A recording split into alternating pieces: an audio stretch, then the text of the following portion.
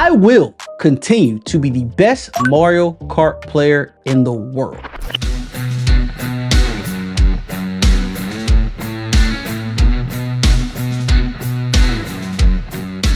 What's up, everybody? It's your boy Jordan, your favorite tech enthusiast, and what an event Nintendo gave us on April 2nd. It's only been 8 years since we had the original Switch, and after this direct, I think we can all say, job well done. Well, almost. I thought the Switch was originally going to be around the end of June, but that's rumors. We had to wait until April 2nd, and we will actually be getting our hands on the Switch 2 June 5th, which is exactly 2 months away from the time of me shooting this video. So shout out to Nintendo for not making us wait too long and actually pushing up the release date. Now, with that release date, there comes pricing. And this has the community up in arms because with no game at all, the Switch 2 is going to run you $449 or $499 with the Mario Kart World bundle, which isn't actually a bad deal, with the game itself being $80 retail or even $90 if you want a physical copy. And that pricing is a little interesting because there's another Japanese company in Japan called Sony, and they have a console that we all know about, and that is the PS5, and that digital one is going to actually run you $399, which is cheaper than the Switch 2, or $499, which is the exact same cost as the original PS5 with a disc. And I just don't know if Nintendo really can do that, because the original Switch, when it released back in 2017, it sold 2.7 million copies in the first month. So it's safe to say this Nintendo Switch 2 either has to exceed that or get closely to that mark to make it a successful launch, because the original Switch is one of the best consoles to date when it comes to releasing and selling units up to this point. So with this price point, there has to come with significant improvement, and let me just tell you, Nintendo definitely ate with this one in what they gave us, which is exactly what the community wanted. Starting with the 7.9 inch display, that is up from a 6.2 inch from the original, giving us almost 30% more real estate to game with on this LCD screen. That is going to be supporting 1080p, but with the 120 hertz refresh rate. So when we talking about those Mario, those third-party games that are coming to the Switch 2, they're going to be flawless and smooth, and I can't wait to look at that. And some of the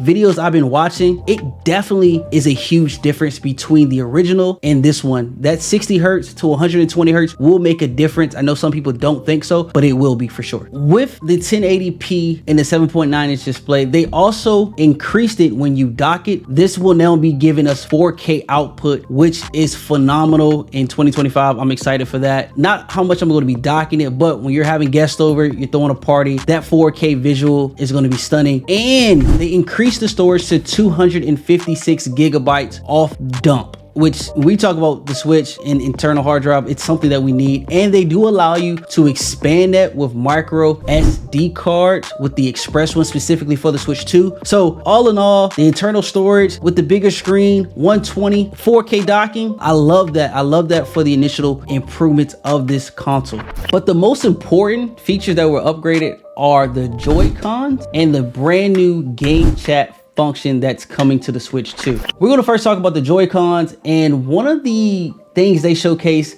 during the direct and on their original promo is this mouse style feel and game that's going to be coming. And to me, I don't really like it. I mean, maybe other people do, but I think it's silly because this is a handheld device that's for mobile gaming, motion. Like, when are we ever going to play mouse style games? Like, and where we're gonna do that? On my shirt, on my thigh? Like, I'm not really feeling that, but hey, maybe some people are. The games look cool that they showcase on the wheelchair, but to me, I don't think I'll be playing too many mice games. If that's the case, I'll go get a PC. And lastly, as I mentioned, the game chat feature that is coming to the Switch 2, it's gonna be highlighted by that little C and a square box that you'll see on the screen here. It is the brand new way of communication with the community of Nintendo and the Switch family. This is something that I've been asking for personally to get better at in regards to online gaming and just building more community like Xbox and PlayStation, and Nintendo did just that. It is very similar to Discord in the feel and functionality. So this is just a W, but Nintendo didn't stop there. They went a step further, adding a camera to attach with your Switch, whether it's in docking mode or you're playing portably, just to give you that little extra and intensity when you're playing those Mario Party games like Kirby or anything else. This is something that no other brand is doing, and where it may not be completely functional for some, just the ability to add a camera directly into the game chat is top tier. And like I said, Nintendo, that's a dub. That's a dub. They also came with us with a redesign of the docking station, going away from the corner edges to give me a more round premium feel. And I've noticed that's the trend across a lot of brands like Samsung, Nintendo, Apple.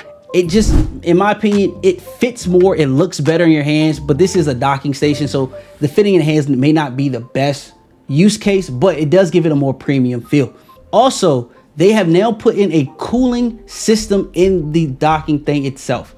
A fan is going to be in there to support and be able to cool down those systems with those 4K outputs. And like I said, just think about this. Not only do we get a bigger screen, we have 120 hertz. It supports 4K on dock. Those brand new, highly anticipated games like Mario Kart World, Kirby Air Riders, Donkey Kong Bonanzas is going to start to look phenomenal, not only in hand, but also on the big screen. Nintendo thought about that, knowing the hours that we're going to be putting in with this device to keeping that system cool and not having overheating power. And speaking of games, we have a solid batch of games that will be launching on day one.